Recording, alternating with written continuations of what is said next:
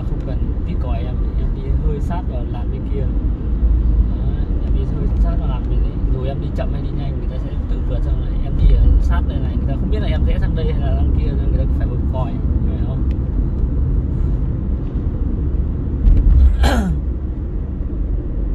Ta muốn đi ra giữa để quay làm sao cho nó chính giữa cái máy kia kìa. Đây là chính giữa đây.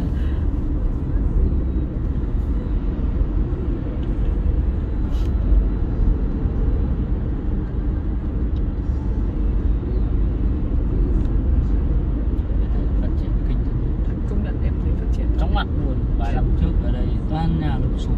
bây giờ nhà cao tầng. Toàn nhà cao tầng, đường ngang, chung cư. Tạnh mưa rồi anh ạ. Mưa với hạt xong tạnh, may quá. Mưa xuân. Nó lại họ lại để nó chết bán. Thôi em đi. Và thôi tạnh mưa rồi. Hay thôi cứ che cho chắc. Thôi kệ đi anh ạ. Che cho chắc đỡ.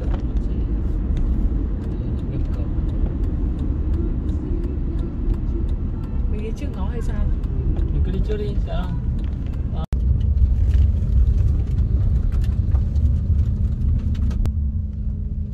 Cổng này.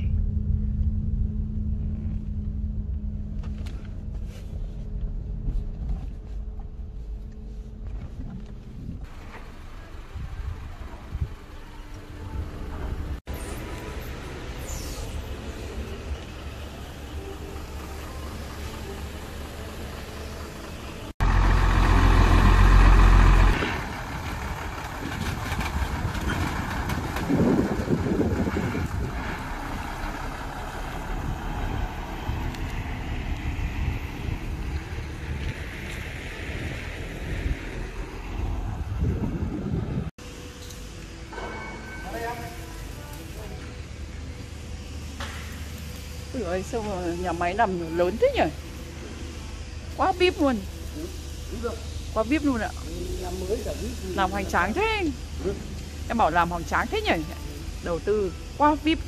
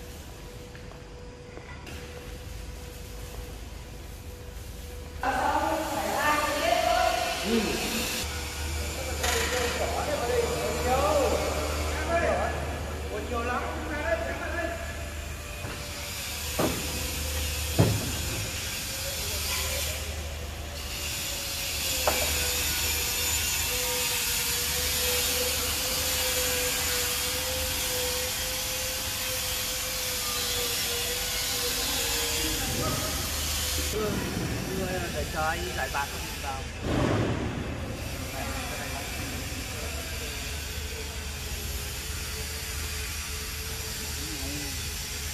Mười cặp. 19.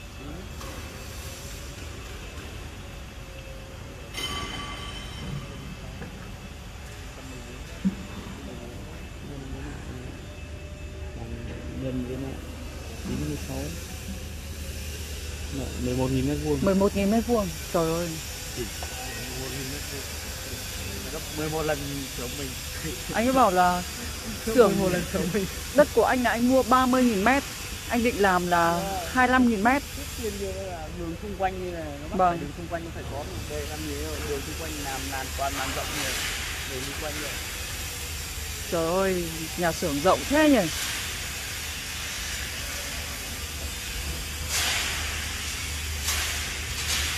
Đang đánh sàn này là bộ. Này, xong rồi trưng bày máy. Ông này đầu tư này là đánh bóng giống ở mặt đường đi ở cái làng này, đá vào bụi luôn. Bê tông đánh bóng mà đẹp nhỉ. Trời ơi. Nó không bụi đâu nhưng mà nó hạ của con này. Ông như thế anh nghĩ là trong xưởng anh đánh bóng giống như đường làng mình, đường từ từ đường Minh Đào nó đánh bóng kiểu thế thôi là nó không bụi rồi. Sớm sương sương là các tính chính ra đo chính ra nó phải là 15 nghìn. Bởi vì đây mình đang nhân cái ô thôi, ô to ô nhỏ mình cứ nhân với sóng đấy.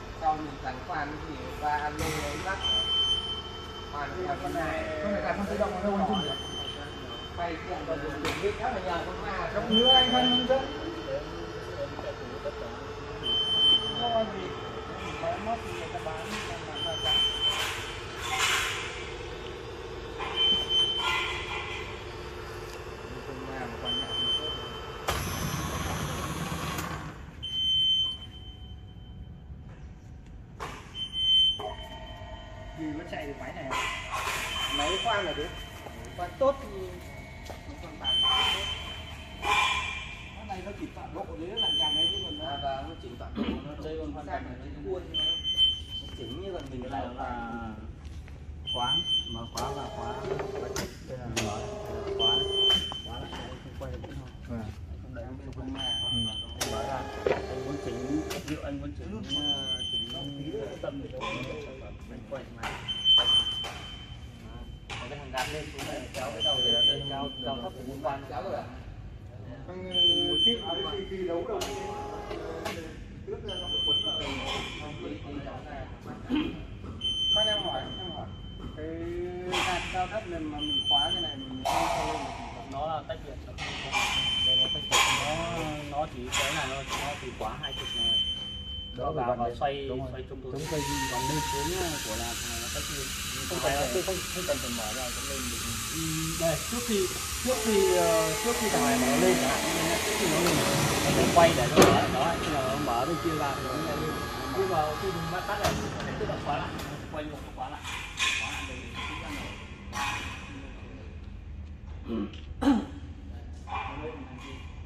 Đây là các số này, đây là các số này là nó là số điện. Anh thích số nào, ví dụ anh gạt số đây để em gạt số đầu tiên là số 30 này nhá. Ví dụ anh ấn này nó sẽ cả một hàng này, nó liên quan đến thằng chụp này nữa. Ví dụ chụp này anh gạt ở vị trí nào, ví dụ anh gạt ở vị trí này, vị trí cuối cùng này nó là 30, anh gạt ở vị trí này nó là 120, anh gạt ở vị trí này nó là mo này, anh gạt kịch này nó lại lên là 460.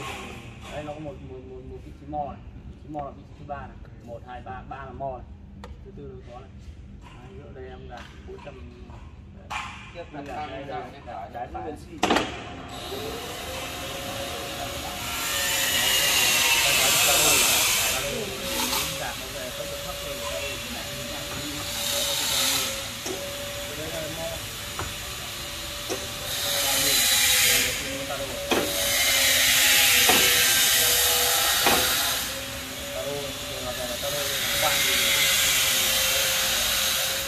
Bước tiến của nó là cái này có được cao luôn. Bước tiến đây bên đang đặt bước tiến nhỏ là 6 là 4 thấp nhất là 8 8 anh muốn đạt nó 24 tuổi.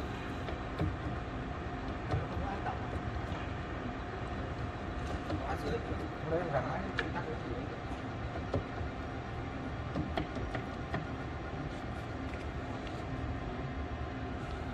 Con máy này nó chạy nó êm mà đứng ở gần đây mà quay này cũng là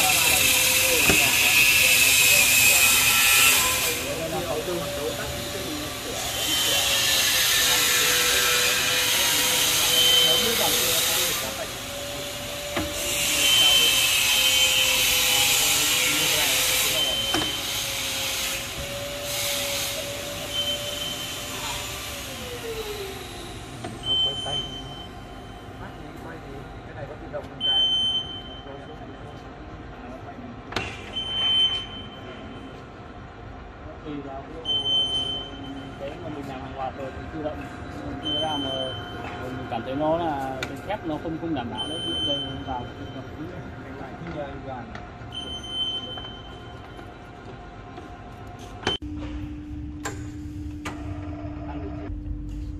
Thực ra là sau này mọi người đấu đặt lên nó phải lên.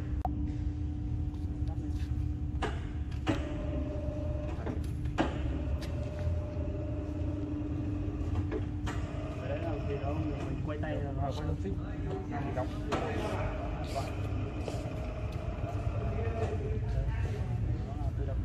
xong rồi phải không ạ?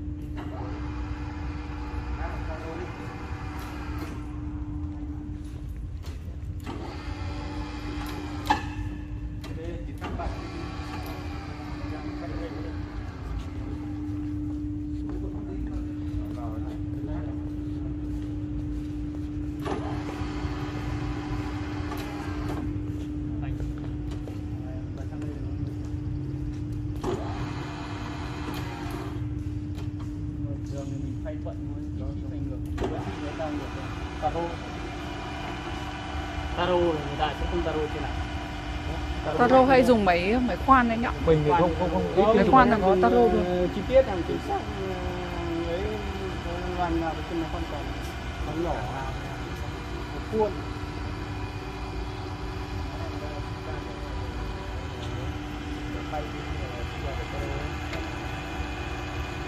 Cái này anh thử cho đi hết hành trình nhưng mà có bị trần trần gì không?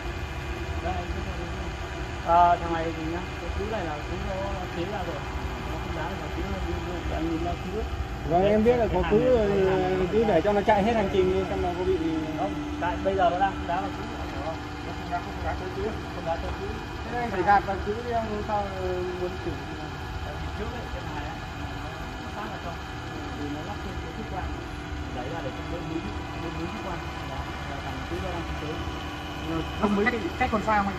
Cách khoảng cái này thực ra là để cho chạy nước. Em không muốn hàng ở đây xấu, gia công như thế này. Cái là chỉ cần nhúng ra một tí nữa, cái đá là nước tăng đầu là nó sát lại, thì nó gấp thức quang đấy.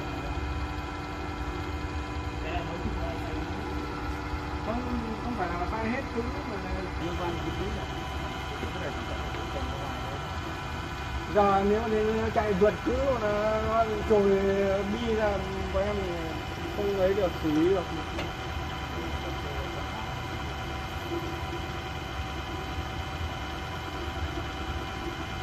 Cái đấy không vấn đề gì, cái đấy thì nó không áo cái này đi đặt ra công trạng ra đây của đá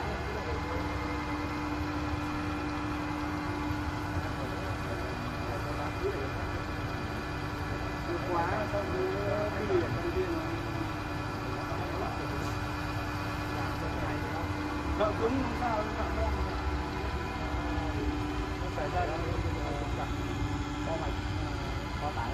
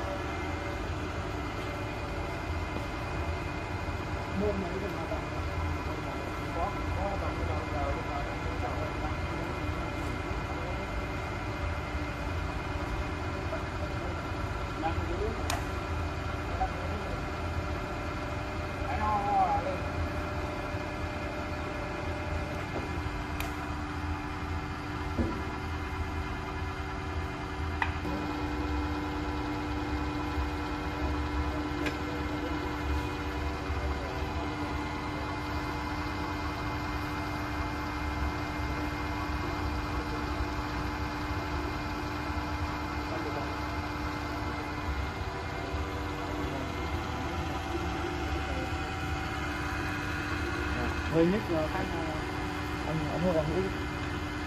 Ít đây nhé. Quay một chiều.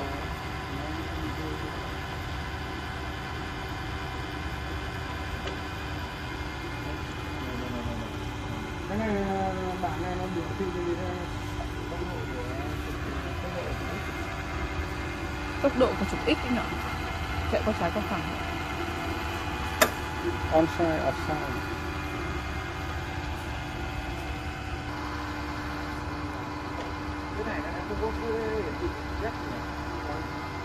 Nó chỉ có 20 x với chục y thôi anh. Còn nếu mai có trục Z thì phải nắp thêm một cái trục Z nữa. Còn không thì bỏ hẳn cái thước quang này đi, nắp cái thước quang 30 vào.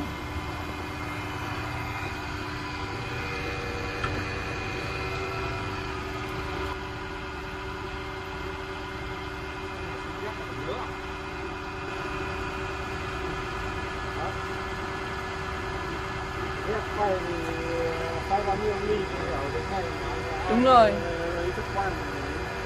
Ít khi người ta dùng thước quang trục Z lắm. Trên du xích nó có rồi.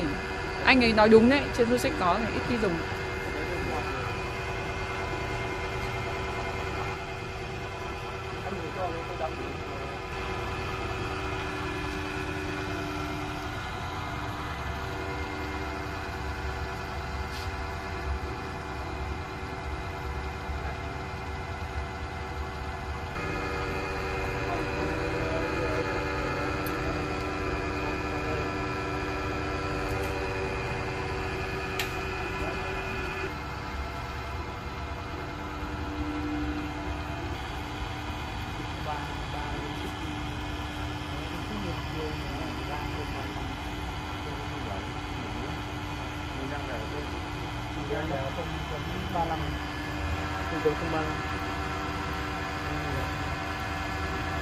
Nhanh gì mới có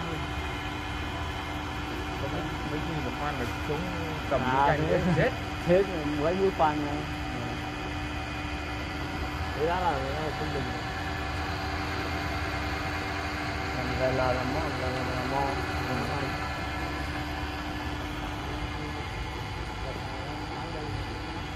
Cái này